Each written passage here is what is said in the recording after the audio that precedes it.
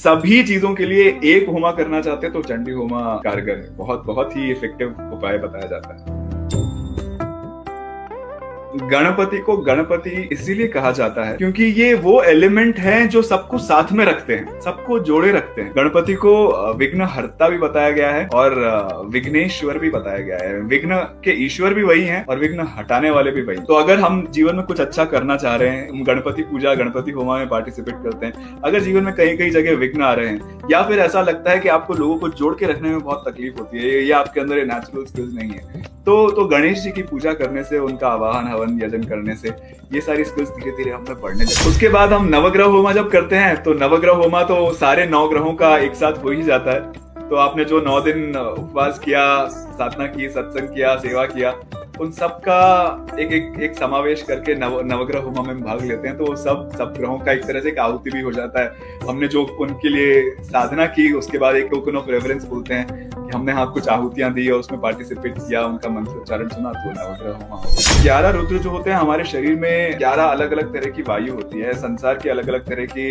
Energies होती हैं जिसने संसार को सस्टेन करके रखा है या हमारे शरीर को भी सस्टेन करके रखा है। जिसमें से 5 प्राण, 5 उपप्राण और एक महाप्राण, इस तरह से बताया जाता है कि ये 11 रुद्र हैं हमारे शरीर में। अगर एक रुद्र ने अपना काम करना छोड़ दिया तो प्राण निकल जाते हैं शरीर से। तो अगर कहीं एक रुद्र थोड़ा बहुत आउट ऑफ सिंक होने लगते हैं तो हमारे जीवन के अलग अलग, चाहे शरीर में हो, श्वास में हो, मन में हो, बुद्धि में, चित्त में, कहीं ना कहीं कुछ ना कुछ परेशानी आने लगती है। तो जब हम रुद्र पूजा करते हैं तो अपने शरीर के भीतर और हमारे आसपास वातावरण में जो भी रुद्र शक्तियां हैं उन सबको सिंक में ले आते हैं और इससे ना केवल हमारा मन, बुद्धि, चित्त, अहंकार अच्छा होता है, हमारा शरीर अच्छा होता है, बल्कि वातावरण भी शुद्ध हो जाता है। क्योंकि ये वायु तत्व से जुड़ा हुआ है, इसीलिए 2 ग्रह खास तौर पे शनिदेव और राहु, इन दोनों के उपाय के लिए रुद्र होमा बहुत ही इफेक्टिव बताया गया। सुदर्शन होमा अक्सर हम एज ए रेमेडी रेकमेंड करते हैं। कई बार कोई नजर लग जाती है, कोई किसी ने कुछ कर दिया होता है, कुछ तांत्रिक उपाय, कुछ ब्लैक मैजिक किया होता है, उन सब के लिए सुदर्शन होमा बताता ही है। एक ग्रह ऐसे होते हैं राहु, जिनको बोलते हैं, जो अक्सर ऐसा बताया जाता है कि हमारे विजन को ब्लर कर देते हैं। और अक्सर ये भी बताया जाता है कि कई बार राहु के किसी एक पर्टिकुलर पोजीशन पे होने से या कुंडली में कुछ दोष होने से भी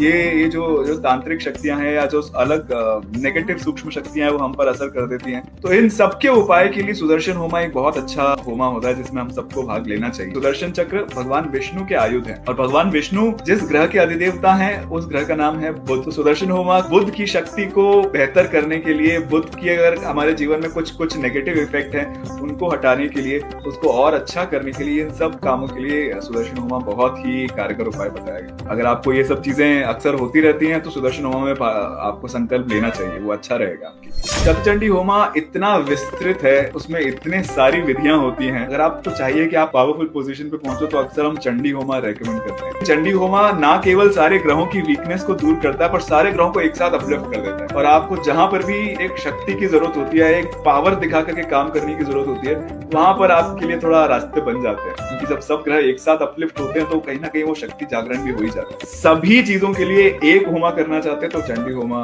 कारगर है। बहुत ही इफेक्टिव उपाय बताया जाता है। और अंत में ऋषि होमा, आप सब जानते हैं नवमी के दिन जब हम ऋषि होमा करते हैं, ये सभी गुरुओं के प्रति, सभी ऋषियों के प्रति जिन्होंने हमको ज्ञान दिया, एक तरह से कृतज्ञता व्यक्त करने का है। देवगुरु बृहस्पति, अगर आप चाहते हैं कि आपके ऊपर कृपा बनी रहे उनकी, आपके जीवन में कोई महत्वपूर्ण भूमिका या कोई महत्वपूर्ण काम आपका बृहस्पति की कृपा से अगर संभव हो सकता है तो वो आपकी जन्मपत्री में दिखाई देता होगा कि हाँ, अगर आपके गुरु बली हो या गुरु की कृपा हो तो बहुत अच्छा हो सकता है। वैसे तो हमारे गुरु बहुत बली है, हम सब पर उनकी कृपा भी बहुत है, पर हाँ, एक तरह से कृतज्ञता व्यक्त करने के लिए हम नवमी के दिन ऋषि होमा में संकल्प ऑफर करते हैं और सभी ऋषियों को जिनसे हमने ज्ञान प्राप्त किया है उनके नाम की आहुतियां हम